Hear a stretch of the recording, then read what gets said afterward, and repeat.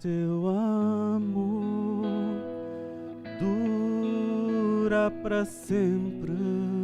Nós te louvamos, Senhor, te exaltamos.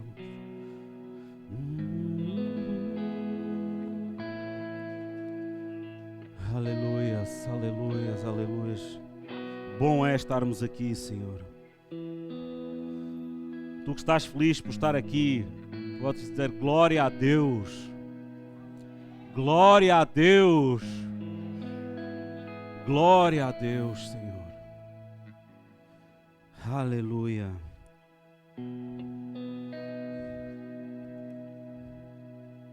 Amada igreja, eu hoje tenho um tema que já vai ser colocado ali. E ele é um desafio, porque é um tema sobre escatologia. Nós já vamos falar um bocadinho sobre isso. E não é em 30 ou 40 minutos que nós falamos sobre o final dos tempos. Mas a ideia também não é essa. Nem defender correntes, nem doutrinas. A ideia é despertar a igreja, posicionar a igreja e também incentivar a que nós tenhamos interesse em estudar estas coisas. Amém? A história da humanidade, com tudo isto que nós temos visto e temos vindo a viver ultimamente, tem-nos demonstrado, e vários estudiosos, desde teólogos e outros entendidos, eruditos, têm feito leituras profundas sobre os tempos que nós estamos a viver. E de facto a conclusão ela é unânime. Nós estamos no último período da história da humanidade. E quando nós ouvimos estas coisas, nós temos duas posições possíveis enquanto igreja. Ou nós ignoramos e dizemos eu não quero nem me importo saber disso, ou nós nos posicionamos. Ou nós ignoramos ou nós nos posicionamos. A ideia que eu quero transmitir hoje e desafiar a igreja, a IPAG e as pessoas que nos estão a ouvir lá em casa, é que nós nos possamos posicionar. E posicionar como? Através do conhecimento das Escrituras. Por isso o tema que eu escolhi é firmes na verdade até ao fim. O fim nós não sabemos quando é que ele vai acontecer. Jesus em Mateus 24 disse que só o Pai sabe. Por isso não vão em contos, não vão em profetadas, em coisas estranhas que calculam números e tal para dizer que o fim era em 2000. Já várias datas foram apontadas para o fim. Mas a igreja tem que estar ciente e segura e posicionada que o fim só o Pai sabe. Então, por que falar sobre as coisas do fim? Porque há sinais que evidenciam a época que nós estamos a viver. E é um bocadinho sobre isso que eu quero falar hoje. É um bocadinho sobre esse tema. Como é que será o final do mundo? Como é que será o fim da humanidade? Será que eu sou salvo? Ou não sou salvo? E se eu já não estiver aqui e já tiver morrido, como é que será a minha vida? O que é que me vai acontecer? E a minha família, os meus filhos, que podem ser até os meus netos ou bisnetos, como é que vai ser? O que é que se fala acerca disso? Por regra, em termos da autoridade das Escrituras, devidamente inspirada e porque a Bíblia é a palavra de Deus, nós entendemos que ela é a nossa luz, a nossa direção. É lá que nós nos movemos. É nela que nós assentamos as nossas ideias e definimos a nossa doutrina. Amém? Então, assim deve ser para nós, igreja, esse princípio. Hoje estamos numa era de uma informação tremenda. Nós vamos ao YouTube e se tu colocares fim do mundo, vai-te aparecer as coisas mais estranhas que tu possas imaginar. Com Bíblia, sem Bíblia, a mais da Bíblia, a menos da Bíblia. Vai com tudo. Teorias da conspiração. E aquilo que motivou a minha mensagem foi exatamente esse princípio. Como é que nós, como igreja, nos podemos posicionar? Podemos estar firmes na verdade. E não andarmos inconstantes e sermos levados por qualquer vento de doutrina. Hoje confunde-se muito. Alguém que tem o dom da palavra, que é conhecido, hoje avalia-se a verdade de uma pessoa pelo número de seguidores que ela tem. Se a pessoa tem 3 milhões de seguidores, a gente já acha, não, esta pessoa há de saber dizer qualquer coisa. Não necessariamente. Não necessariamente. Aquela pessoa pode estar, neste assunto, por exemplo, a dizer a maior heresia de todos os tempos. Ela pode estar a seguir um pensamento que não é bíblico. Então, como é que a igreja se pode posicionar em relação a isso? Conhecendo as Escrituras, estudando as Escrituras, se debruçando nas Escrituras e tendo um comportamento mediante e em obediência às Escrituras. Há várias partes da Bíblia que falam com alguma especificidade sobre esta questão do fim dos tempos. E a área, ou o nome que se dá a esta temática do fim dos tempos é escatologia. Vamos dizer juntos? Escatologia. Escatos vem de último e logia vem de conhecimento ou de estudo. Então escatologia é o estudo das últimas coisas. Estudo das últimas coisas. Há vários blocos da Bíblia que falam especificamente e de uma forma detalhada, embora com simbolismo, muitos deles muito carregado. Por isso tem que ser um estudo muito aprofundado, muito cruzado, com referências cruzadas sobre o fim dos tempos. Não é? Nós temos, por exemplo, no Velho Testamento, Daniel, do capítulo 7 ao capítulo 12, nós temos um bloco escatológico. Temos um bloco escatológico. Desde a 70 semana de Daniel, fala várias coisas. Nós vamos dar lá uma pincelada rápida. Temos depois no Novo Testamento, temos Mateus 24, que é chamado o sermão profético ou escatológico de Jesus. E olha só que interessante, Jesus reuniu os discípulos e tal é a importância deste tema que Jesus reuniu os discípulos ali numa tipificação de igreja. Aquela reunião dos discípulos era a igreja. Era Jesus a reunir a igreja, a futura igreja. E no capítulo 24 de Mateus, Jesus fala sobre o fim dos tempos. E depois o outro bloco, talvez o mais conhecido, mas não tão estudado, é Apocalipse.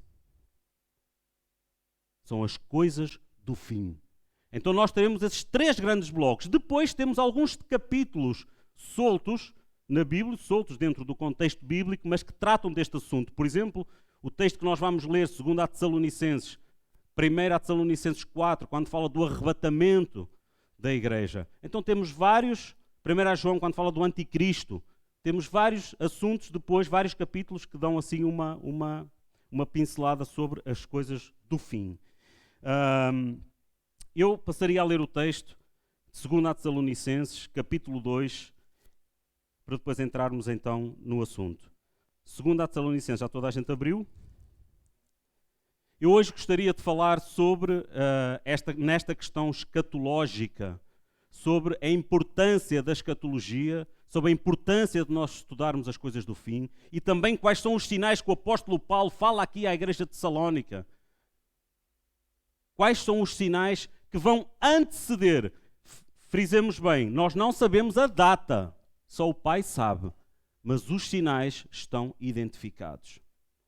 Então, se a igreja, se o povo de Deus souber os sinais, estiver por dentro dos sinais, ela estará preparada, ela estará firme na verdade até ao fim. Em resumo, ela não se deixará enganar. E diz assim a palavra do Senhor, 2 Tessalonicenses, capítulo 2. Irmãos, no que diz respeito à vinda do Senhor Jesus Cristo e à nossa reunião com Ele, Ele está a falar aqui, está-se a referir aqui a 1 Tessalonicenses 4, na reunião com Cristo nos ares. Nós vos exortamos a que não vos demovais da vossa mente com facilidade, nem vos perturbeis, quer por espírito, quer por palavra, quer por epístola, como se procedesse de nós, supondo, tendo chegado o dia do Senhor. O dia do Senhor é o mesmo princípio usado para a volta do Senhor. Versículo 3. Ninguém, de modo nenhum, vos engane, porque isto que é o dia do Senhor, não acontecerá sem que primeiro venha a apostasia e seja revelado o homem da iniquidade, ou o anticristo, o filho da perdição, o qual se opõe e se levanta contra tudo o que se chama Deus ou é objeto de culto, a ponto de assentar-se no santuário de Deus, ostentando-se como se fosse o próprio Deus. Não vos recordais de que ainda convosco eu costumava dizer-vos estas coisas? E agora sabeis o que o detém, para que ele seja revelado somente em ocasião própria. Com efeito, o mistério da iniquidade já opera e aguarda somente que seja afastado aquele que agora o detém. Então será de facto revelado o iníquo, a quem o Senhor Jesus matará com o sopro de sua boca e o destruirá pela manifestação da sua vinda.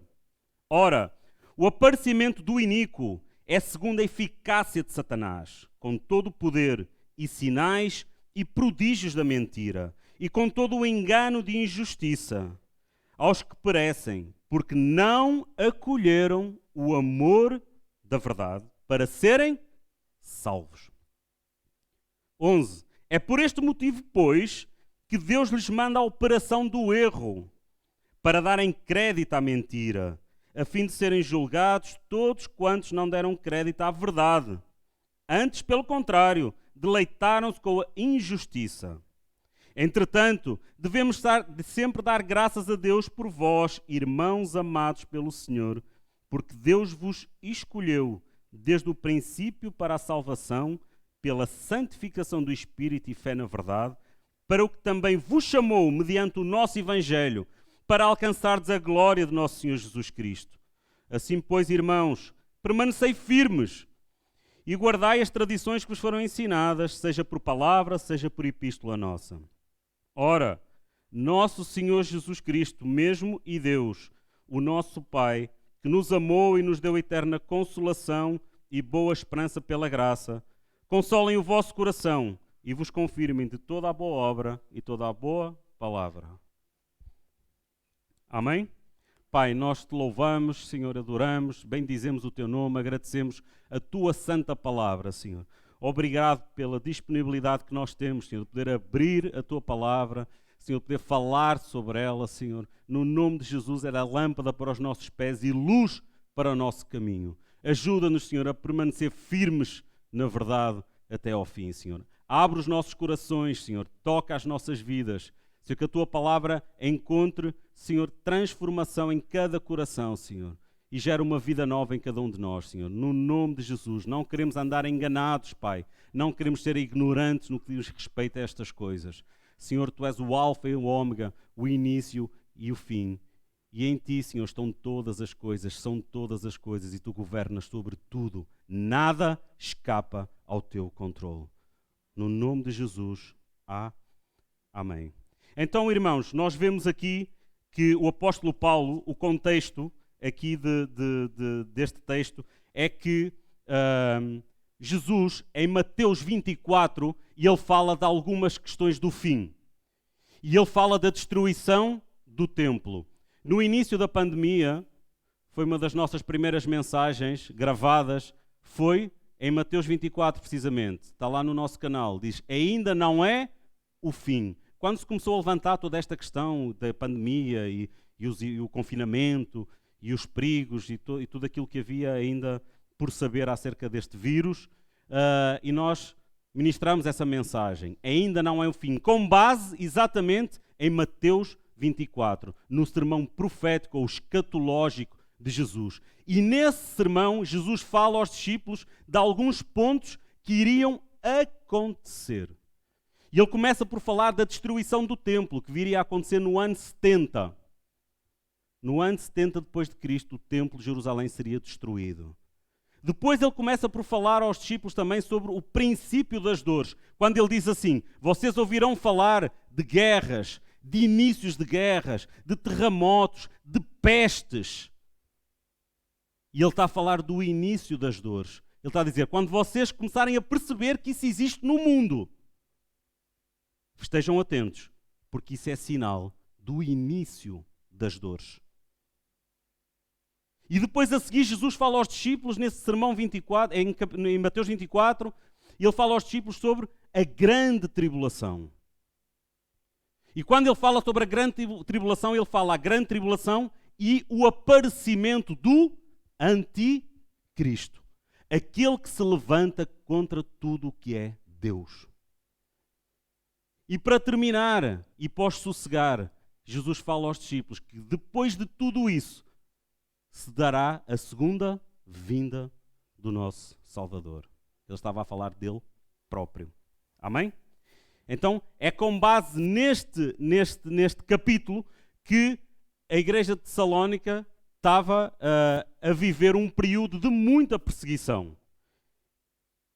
E o que é que aconteceu aqui? Eles estavam a viver um período de tanta perseguição que eles começaram a achar, e é o motivo da carta de Paulo, que eles começaram a achar que eles já estavam a viver a grande tribulação.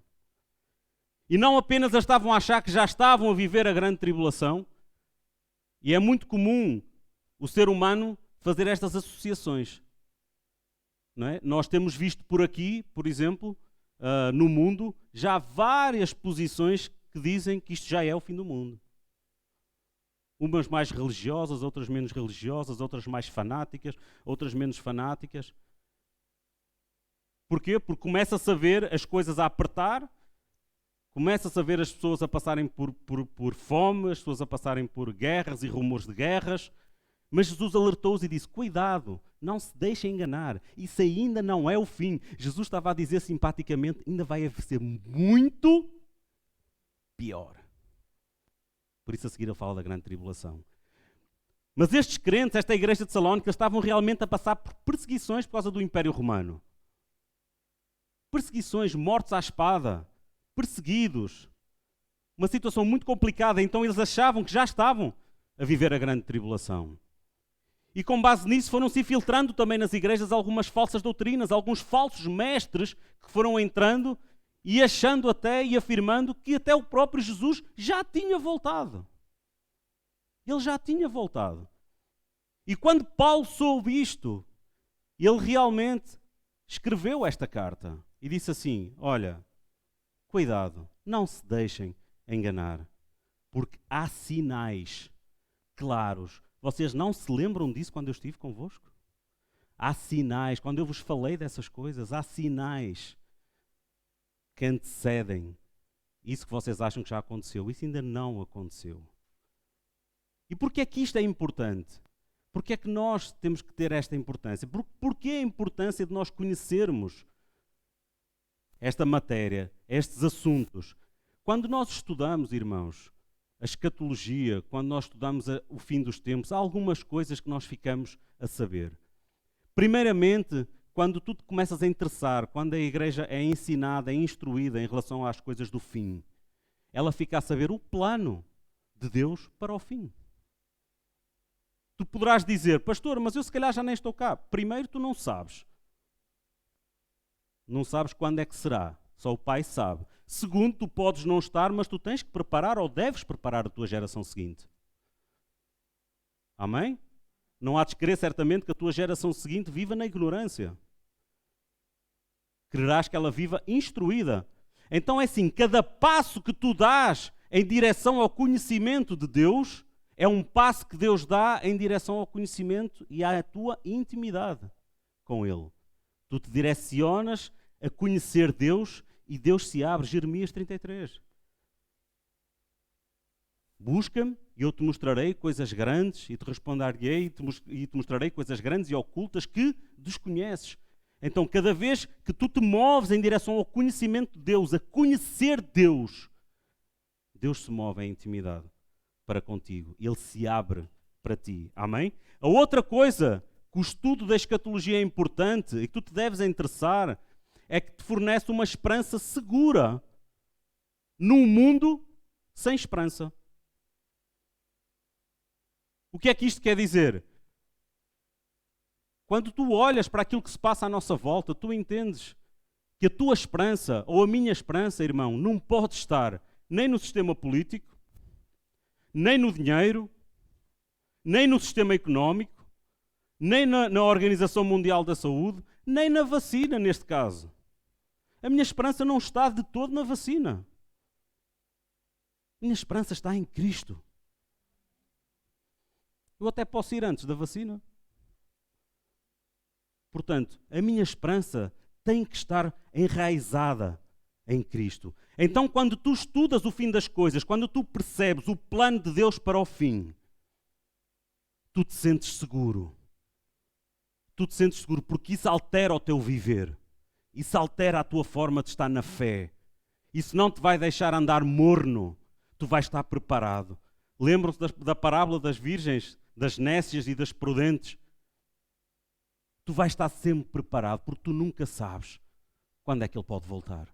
Tu aprendes a discernir o que é que se está a passar. Tu não vais em qualquer coisa que te dizem, porque tu conheces a Escritura. Então, essa é uma das principais vantagens de tu estudares a escatologia. A terceira coisa é que ela estimula, quando tu estudas as coisas do fim, estimula a tua santidade.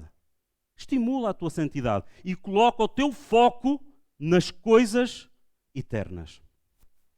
Repara bem, se tu sabes que o mundo caminha para o fim, será fácil perceber que tu não vais colocar os teus olhos nas coisas terrenas. Ok? Então, quando tu estudas, quando tu és conhecedor disto, que efeito é que isso tem na tua vida? Que o teu foco cada vez mais começa a ser no eterno. O teu acumular de tesouros é para a eternidade, não é para aqui. Porque tu sabes, isto vai acabar tudo. Isto vai, e eu? O que é que me vai acontecer? Então, essa é outra das vantagens. E por último, que é uma das que eu considero também muito importantes, é que te livra do engano. Irmãos, eu posso dizer que uma das maiores estratégias de Satanás sempre foi, nós vemos que no início foi assim, durante a história foi assim, mas aquilo que está mais reservado para o final dos tempos é o engano. É a estratégia do engano. É a estratégia do engano. E nós vamos ver aqui que nesta linha escatológica nós podemos perceber que este engano é tal e é tão evoluído por parte do inimigo que ele enganará a muitos. E está a falar para crentes. Porque o ímpio não precisa ser enganado porque ele já anda enganado. Então este engano é para crentes. É para pessoas que estão nas igrejas. É para pastores que pregam nos cultos. Então a vantagem de tu estudares, tu estás bem firme na verdade, tem esta vantagem também. De tu te livrares do engano e resistires ao engano. Amém? Olhando aqui para o texto, nós vemos no versículo 1 e 2, discorrendo agora aqui sobre o texto, o apóstolo Paulo diz o seguinte: Irmãos, no que diz respeito à vinda de nosso Senhor Jesus Cristo e à nossa reunião com Ele, nós vos exortamos a que não vos demovais da vossa mente com facilidade, nem vos perturbeis, quer por espírito, quer por palavra, quer por epístola, como se procedesse de nós, supondo que tenha chegado o dia do Senhor. Aqui, o que o apóstolo Paulo está a dizer é o seguinte: ficai firmes na verdade. Não vos enganeis com o que está a ser dito, com o que está a aparecer. Nem tudo o que reluz é ouro. Cuidado com essas coisas. Cuidado àquilo que vocês estão a dar ouvidos. Ficai firmes, não vos enganeis, não vos demovais. É o termo que ele está a usar. Não demover é fica firme no mesmo lugar. Não te demovas porque ouviste alguma coisa que já se está a passar, que a grande tribulação já está a acontecer, que o dia do Senhor já chegou. Não faças isso. mantém-te firme na verdade. É isso que ele está a dizer. E depois, a partir do versículo 3, o apóstolo Paulo começa a dizer assim: ninguém, de modo nenhum, vos engane. Olha aqui o engano. Ninguém vos engane. Porque isto não acontecerá. O que é que não acontecerá? A volta do Senhor. Porque isto não acontecerá sem que primeiro venha a apostasia. E aqui eu paro aqui um bocadinho, porque este é o primeiro sinal. É a apostasia. Então aquilo que o apóstolo Paulo está a dizer é que é assim, olha, o dia do Senhor não chegará, a volta do Senhor não acontecerá, o fim dos tempos não acontecerão, sem que primeiro aconteça a apostasia. O que é apostasia, irmãos?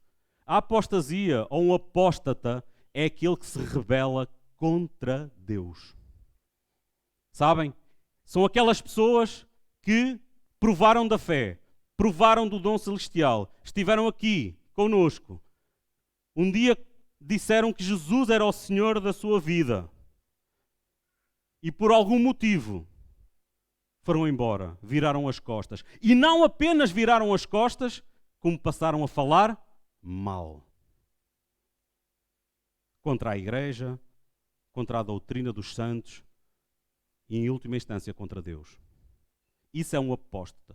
É uma rebelião contra Deus. E é muito interessante porque na definição de apostasia é tudo aquilo que ocupa o lugar de Deus.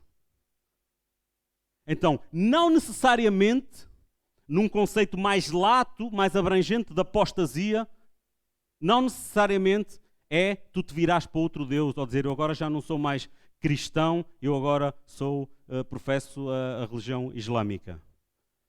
Não necessariamente é uma coisa ou outra. No sentido mais lato da apostasia pode ser simplesmente o apreço, o amor que tu tens pelo dinheiro.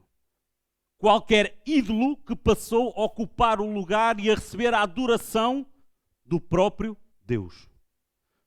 Isso é um apóstata. Por isso é que pode acontecer apóstatas dentro da própria igreja. E a pessoa continuar. Mas por norma, apóstata, num conceito mais restrito, ela vira completamente as costas e se rebela totalmente contra Deus. E isso é o primeiro sinal que o apóstolo Paulo está a dizer assim ao povo: olha, isto não vai acontecer o fim sem que venha primeiro a apostasia. Agora há uma coisa aqui interessante em relação à apostasia que eu queria partilhar convosco. A apostasia sempre existiu na história. Mas há um detalhe aqui no texto que me chama a atenção. É que o apóstolo Paulo diz a apostasia. A tal apostasia.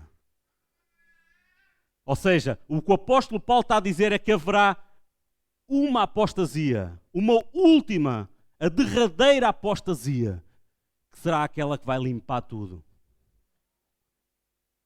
Sabem o que é que isso quer dizer, irmãos? Quer dizer que as igrejas, as pessoas vão sair em debandada das igrejas. As pessoas vão voltar as costas para Deus.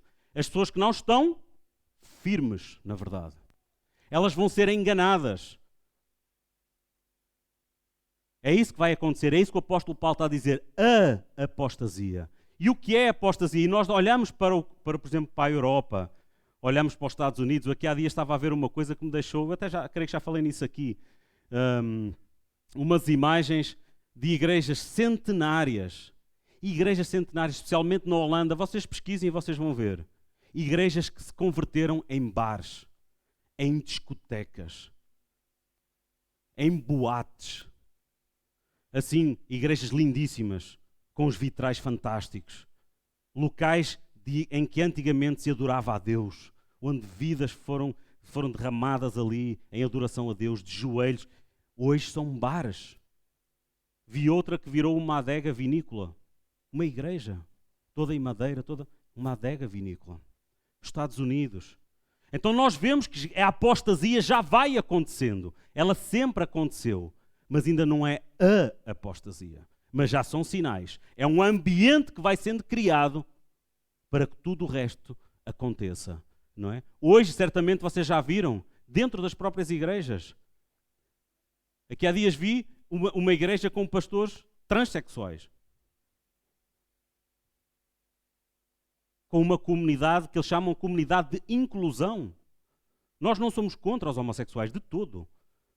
Queremos recebê-los, mas para serem sujeitos à palavra, para serem transformados, mudados,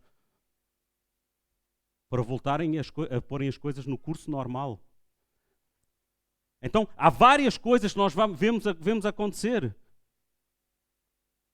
Homossexuais que se casam e ficam a liderar uma igreja. As mensagens que são pregadas nos cultos já não são mais mensagens da cruz, já não são mais mensagens contra o pecado, já não são mais mensagens sobre santificação, sobre renúncia, mas são mensagens apenas de vitória. São mensagens para dizer às pessoas, para afagar o ego das pessoas, para dizer tudo é válido, relativiza. É o grande mal que está a acontecer. Um dos grandes sinais da apostasia é o relativismo. Sabiam disso? O relativismo, sabem o que é? Não há verdade absoluta. A Bíblia não é mais a verdade. A Bíblia não é mais a verdade. E eu faço a interpretação da Bíblia que eu quiser. Isso é o relativismo, que está a inundar as igrejas. O liberalismo teológico está a inundar as igrejas. Não é? Eu ouvi uma expressão de um professor de teologia no seminário, que ele dizia que se ele não estivesse firme na palavra, quando ele entrou para o seminário para tirar o curso de teologia, ele tinha desviado da fé. Pelos professores que teve. Porque diziam, não, a Bíblia contém erros. Não se pode interpretar literalmente. E ele disse que ele ia tão puro de coração para estudar, para se aprofundar na palavra, que ele quase que desviava a tirar o curso de teologia. Estão a ver? Então a apostasia, ela está neste momento, nesse sentido. O próprio Senhor Jesus, em Mateus 24, e nós vamos fazendo sempre estas referências aqui, em 2 Tessalonicenses e Mateus 24, ele diz isso. Ele diz assim, por se multiplicar a iniquidade, o amor de muitos esfriará. Ou seja, a iniquidade, inclusivamente dentro das próprias igrejas, vai ser tão patente, tão forte, que o amor das pessoas se esfriará. Só vai valer os interesses de cada um, os desejos de cada um. É isso que vai acontecer. Então nós começamos a perceber que essa será a apostasia. Quando nós começarmos a ver que as pessoas começam-se a voltar completamente de costas para Deus. Elas não querem saber de Deus. Elas não querem saber de nada que trate de Deus. O que interessa é o meu eu. O que interessa é a minha vontade, é a minha verdade. Aí nós temos que estar atentos, que é o primeiro sinal. O ambiente está criado, porque o próprio texto aqui nos fala que o espírito do anticristo já está no mundo. Ou seja, ele está a criar o ambiente. Não é? Agora, há uma coisa aqui que nós vemos, além deste primeiro sinal, que é a apostasia que o apóstolo Paulo fala, que é o segundo grande sinal. O segundo grande sinal para as coisas do fim é a grande tribulação. É a grande tribulação. Onde é que nós encontramos referência várias à grande tribulação? Vai comigo a Daniel 12. Daniel 12, versículo 1. Lembram-se que eu falei, Daniel até é chamado do Apocalipse do Velho Testamento. O Apocalipse do Velho Testamento. Vê como é que as coisas, Daniel capítulo 12, versículo 1. Abriram? É depois de Ezequiel.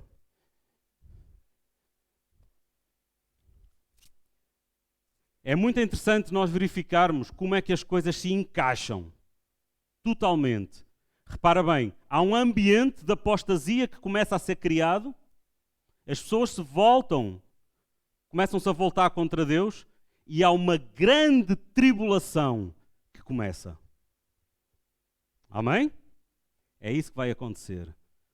Então não apenas nós vamos assistir às coisas, às pessoas a voltarem-se contra Deus, como também começamos a assistir às tribulações. Mas não é uma tribulação qualquer, é a grande tribulação. Vê comigo o que é que diz Daniel, capítulo 12, versículo 1. Nesse tempo, que tempo está ele a falar? Está a referir o capítulo 11 de Daniel.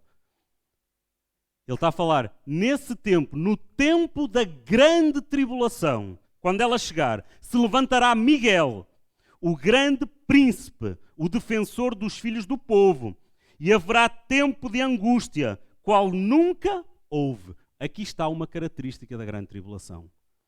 Se tu achas que já passaste coisas más, ou que a história, e já foram coisas muito más que se passaram na história,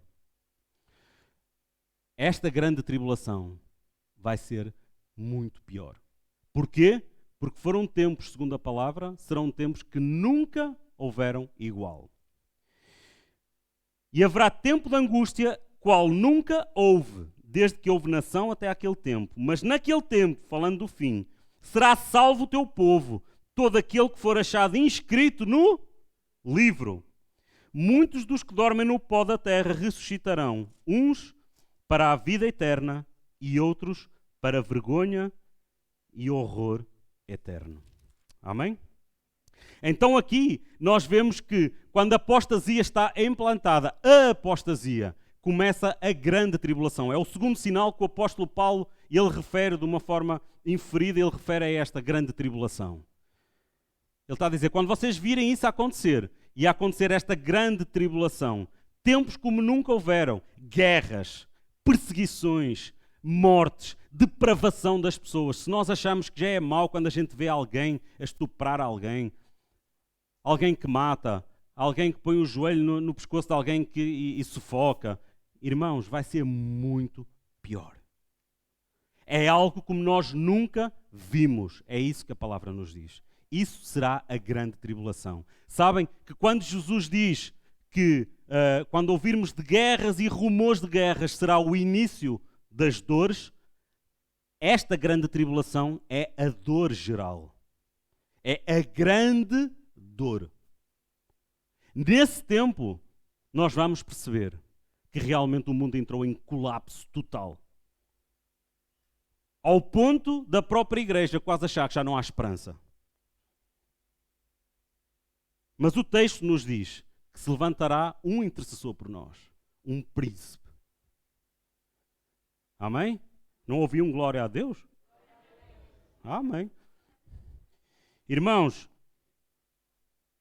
o texto aqui de Daniel nos diz que esse intercessor, e haverá um tempo que nunca houve, e será salvo, mas naquele tempo será salvo o teu povo, todo aquele que for achado inscrito no livro.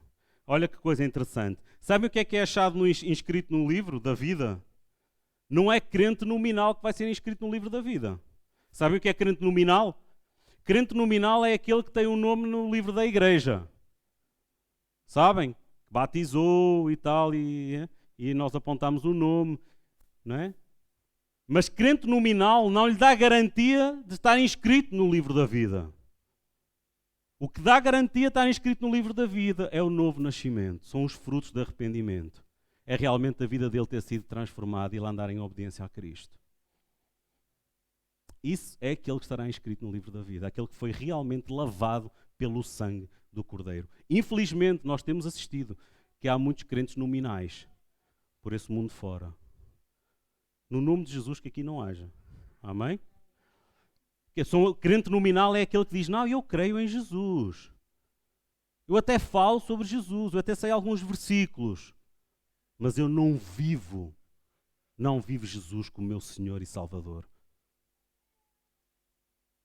Eu não sou obediente à palavra como Ele me manda ser. Isso é o crente nominal.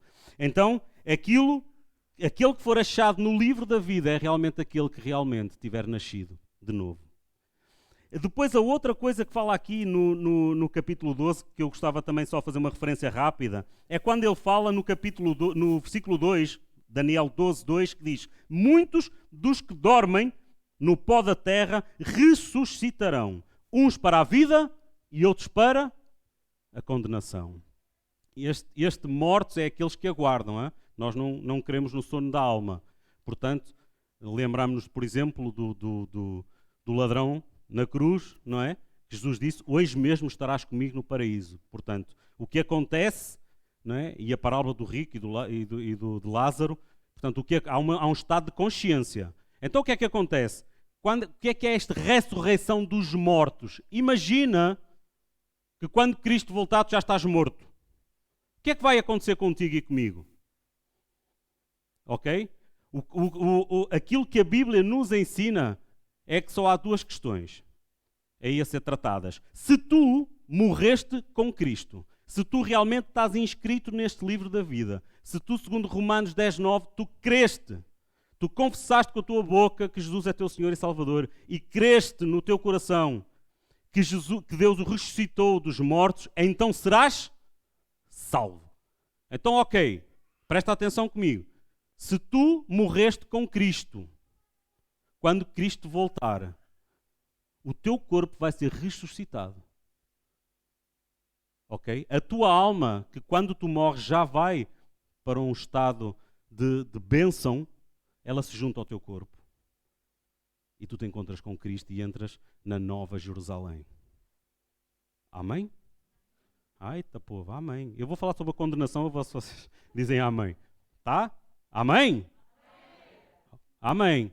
Agora, se tu não morreste com Cristo, ou aquela pessoa, o ímpio, que não morre com Cristo, nunca confessou Cristo durante a sua vida, nunca nasceu de novo, o que é que vai acontecer? Ela morre, vai para a terra e o Espírito também vai. Não, vai para um lugar de sofrimento, não de bênção, quando morre. Quando Cristo volta, o que é que acontece? Quando Cristo voltar, o que é que vai acontecer? O corpo, a alma se vai unir ao seu corpo e ele vai ser lançado no lago de fogo do enxofre, chamado o inferno, e que a Bíblia chama a segunda morte, para um estado eterno de condenação. Amém? É isto que aqui Daniel está a falar sobre o ressuscitar dos mortos. É importante que nós saibamos isto, irmãos. Porquê? Porque muitas vezes nós com a nossa família, por exemplo, nossos amigos, nossos filhos, nós temos um comportamento um pouco assim, às vezes, tentamos argumentar, pode ser que Deus dê um jeitinho. Irmãos, é bíblico. Ou nós morremos com Cristo e entramos num lugar de bênção. E reinaremos com Ele. Na Nova Jerusalém, na cidade celestial, onde não há pranto, será uma felicidade plena, ou nós morremos sem Cristo e seremos condenados ao inferno eternamente. Um sofrimento eterno. Amém? Então o que é preciso fazer? O que há para fazer, irmãos, tem que ser feito em vida. Em vida. Não adianta acender velinhas depois. Não há purgatório. Purgatório não encontra, não é? Purgatório dos católicos, que a alma fica a ser velada lá, não encontra base bíblica. Por isso é que Romanos 10:9, não é? O morto não pode confessar com a sua boca, nem crer de coração, porque ele já está morto e ninguém pode fazer isso por ele. Romanos 10:9 está a falar que é cada um que tem que fazer isso. Portanto, isso é feito em vida. Amém?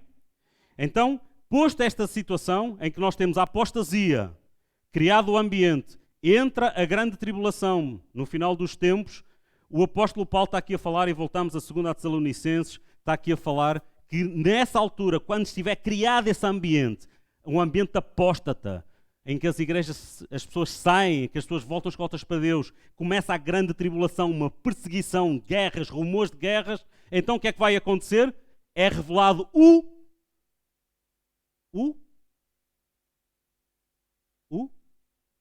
anticristo. Está lá no texto. O iníquo, o filho da perdição. Ou seja, o ambiente todo é preparado para que chegue essa figura. O que é essa figura? O que é o anticristo? O anticristo, como o próprio nome diz, é algo completamente contrário a Cristo. É o anticristo. E o apóstolo Paulo entra aqui até com alguns detalhes curiosos. No versículo aqui 3 e 4, nós vemos que ele diz assim: ninguém de modo nenhum vos engane, porque isto não acontecerá sem que venha primeiro, e seja revelado o homem da iniquidade, o filho da perdição. Então a primeira coisa que nós temos que entender, segundo o anticristo, irmãos, é que é um homem. O apóstolo João foi o único que ele chamou anticristo. Ele foi chamado sempre de filho da perdição, o iníquo. Mas o apóstolo João chamou-lhe o anticristo, que é o termo mais generalizado. Então a primeira coisa que nós temos que perceber é que não é nenhum fantasma, não é nenhum vulto, é uma pessoa. Quem é este anticristo que virá e aparecerá e será revelado neste ambiente de apostasia e de grande tribulação? é aquele que vai carregar todo o poder e a eficácia de Satanás.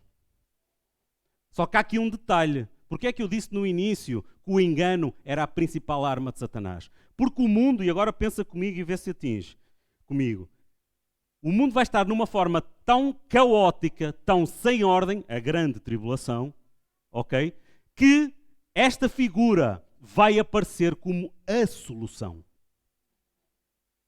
Ele será a solução. Esta figura será uma pessoa, um líder mundial, político, militar e económico, em que todos os líderes, ou a maioria dos líderes do mundo, irão prestar vassalagem. Sabem? É aquele que vem para salvar a pátria. E ele não começará demonstrando a maldade dele, a iniquidade dele. Ele começará com promessas de paz, com promessas de resolver os conflitos de guerra, não é? De resolver o problema da economia. Por isso enganará a muitos.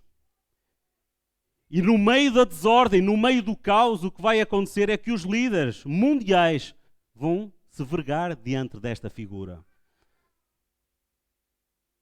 E este homem, além de ser um homem, ele é o enganador. Ele é aquele que vai fazer tudo isto para depois poder atuar segundo a eficácia de Satanás. E uma das características do anticristo é que ele é um imitador.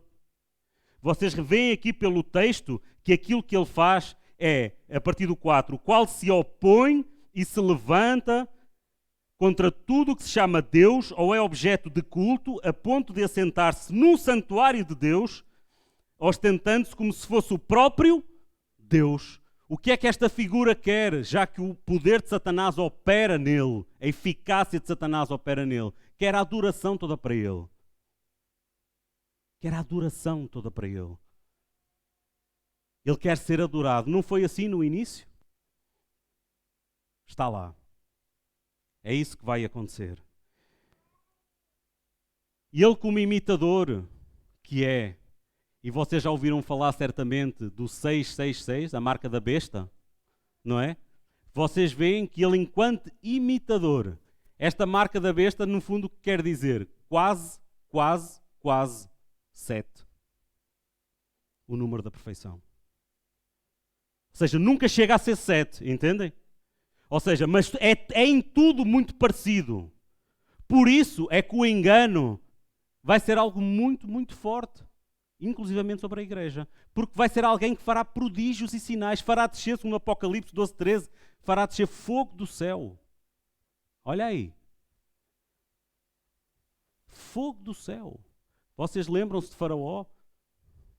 De Moisés e Arão? Como é que foi? Ele também fazia, até um determinado ponto, os sinais eram feitos, os milagres eram feitos. Sinais e maravilhas. Ou seja, até um determinado ponto, este homem vai fazer coisas, sinais e prodígios, que as pessoas vão ficar espantadas e vão se render à eficácia deste homem. Versículo 7, já estou a terminar, diz o seguinte: com efeito, o mistério da iniquidade, estamos em 2 Tessalonicenses, versículo 7 diz: com efeito, o mistério da iniquidade já opera e aguarda somente que seja afastado aquele que agora o detém. Então, este é um dado importante, irmãos, porque está a dizer que o mistério, noutras versões está o espírito da iniquidade, o espírito deste homem já opera. Agora liguem isto com a apostasia. Entendem? Se vocês ligarem o que é este operar, ou que o espírito da iniquidade já está entre nós, não é o anticristo, hein? É o espírito do anticristo já opera na humanidade. Por isso a gente vê as coisas que estão a acontecer. Por isso a gente vê. Agora, há aqui um consolo para o povo de Deus. E o consolo para o povo de Deus, sabem qual é que é? É que, seja o que for aquilo que o detém, como o texto está a dizer, a vontade de Deus sempre prevalece, é o que está por trás. E este espírito e este homem e este anticristo só irá realmente ser revelado quando Deus assim o permitir, para que se cumpra a história. Amém? Então, até o momento, o que é que nós vimos? Que haverá os sinais que precedem a vinda de Cristo. Vimos a apostasia,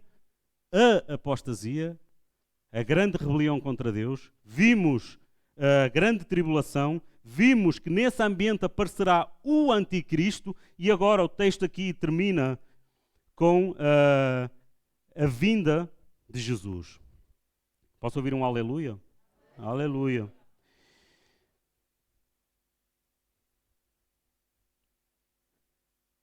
E diz assim o texto, no versículo 8.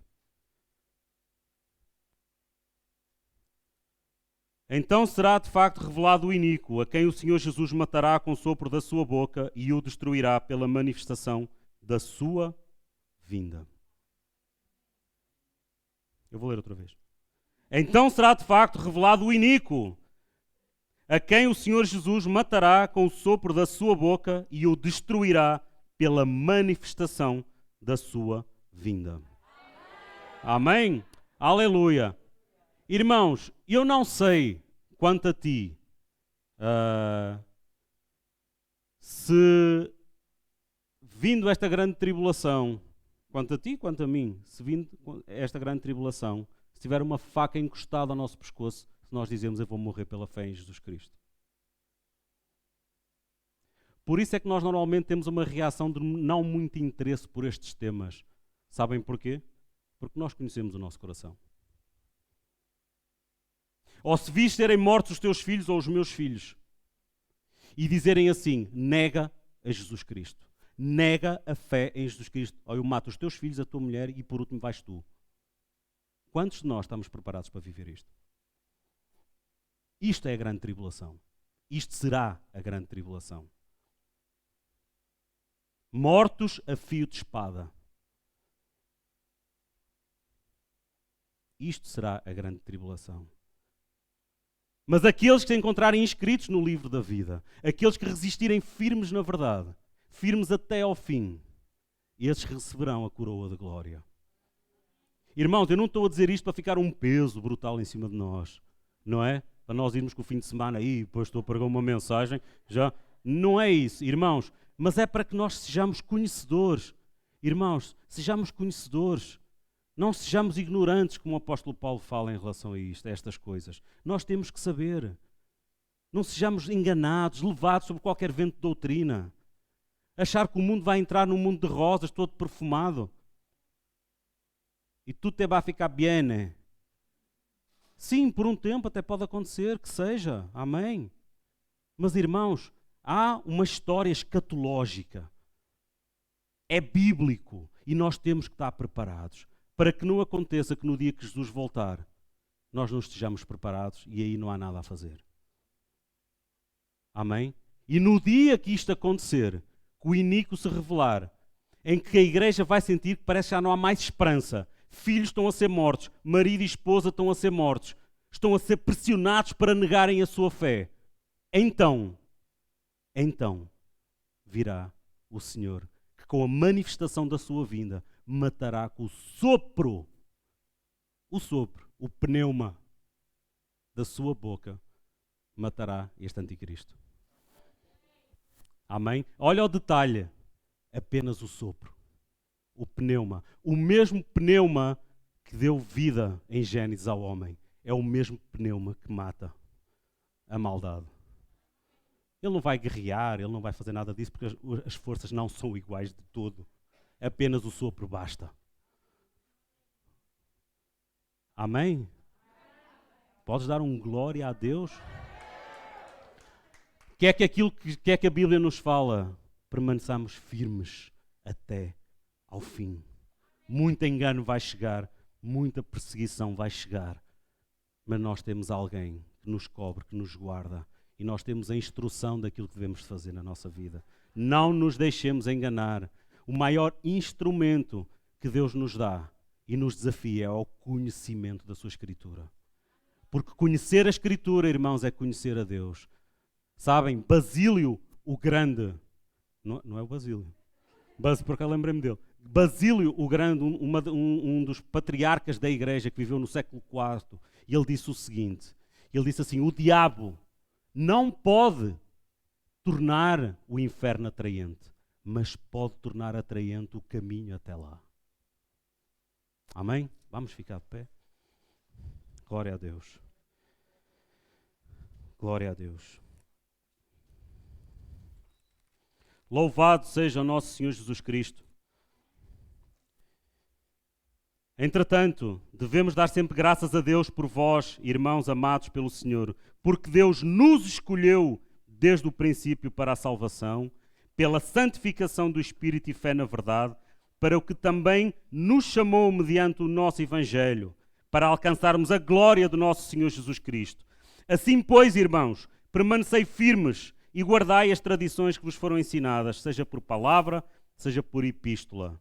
Ora, nosso Senhor Jesus Cristo mesmo e Deus, o nosso Pai, que nos amou e nos deu eterna consolação e boa esperança pela graça, console o nosso coração e nos confirme em toda a boa obra e boa palavra. Amém? Aleluia. Pai, nós te louvamos esta manhã, Senhor, te damos graças, nos rendemos a ti, Senhor. Tu és o Alfa e o Ômega, o princípio e o fim. A história está nas tuas mãos, Senhor. Com o sopro da tua boca tu aniquilarás, Senhor.